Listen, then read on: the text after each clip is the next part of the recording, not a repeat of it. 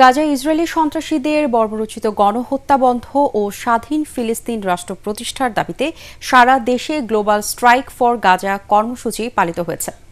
বিভিন্ন বিশ্ববিদ্যালয়ে ক্লাস ও পরীক্ষা বর্জন করে মিছিল করছেন শিক্ষার্থীরা। অনেক স্থানে দোকানপাট বন্ধ রাখেন ব্যবসায়ীরা। এ সময় গাজায় হামলা বন্ধে ইসরায়েল সরকারের উপর চাপ তৈরি ও নেতানিয়াহুর ফাঁসির দাবি জানান তারা। প্রতিনিধিদের পাঠানো তথ্য ও চিত্র নিয়ে জাহিদুল আলমের রিপোর্ট। ইসরায়েলি বাহিনীর নৃশংসতার প্রতিবাদে অগ্নিগর্ভ চট্টগ্রাম। বিভিন্ন উপজেলায় আয়োজিত সমাবেশে অংশ নেন কয়েক হাজার মানুষ। এ সময় ইসরায়েলের প্রধানমন্ত্রী নেতানিয়াহুর কুশপুত্তলিকা পুরানো হয়। সমাবেশে গাজায় হত্যাকাণ্ডের ঘটনায় মুসলিম দেশগুলোর নীরব ভূমিকার জন্য ধিক্কার জানানো হয়।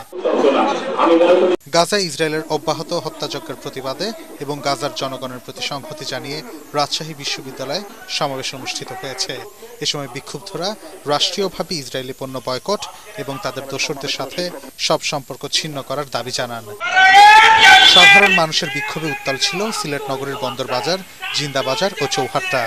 এ সময় এই গণহত্যার প্রতি ঘৃণা জানিয়ে নেতানিয়াহু ও ট্রাম্প প্রশাসনের নিন্দা জানান তারা। আমাদের দাবি, আমাদের ফিলিস্তিন আমাদের স্বাধীন রাষ্ট্র, ওই রাষ্ট্র আমাদের স্বাধীনভাবে ফিলিস্তিনিরা নিজেদের ভূখণ্ডে স্বাধীন থাকবে, এটাই আমাদের হক সুপার মার্কেট পুরো বিশ্বের কাছে আমাদের দাবি।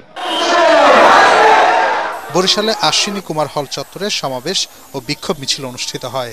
এ সময় গাজাবাসীর সহায়তায় মুসলিম দেশগুলোকে এগিয়ে আসার আহ্বান জানানো হয়।